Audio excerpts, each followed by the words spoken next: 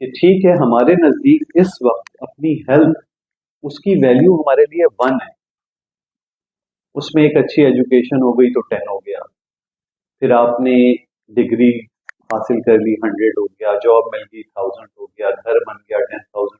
तो आप जीरो लगाते जाए, लेकिन जिस दिन ये 1 हेल्थ चला गया तो बाकी जीरो ही बचे। सो इसको उसका बेस समझे कि ये चीज रहेगी तो बाकी चीजें रहेंगी, ये चीज चली गई तो फिर कुछ नहीं बचेगा। इसलिए इसको ऑप्शन में ना डालें, it should be compulsion like all other objectives, कि अपने छोटे छोटे objectives in relation to your health.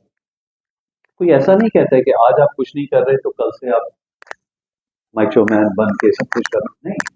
Transforming life towards healthy living, ये इंपॉर्टेंट चीज। अच्छा, वही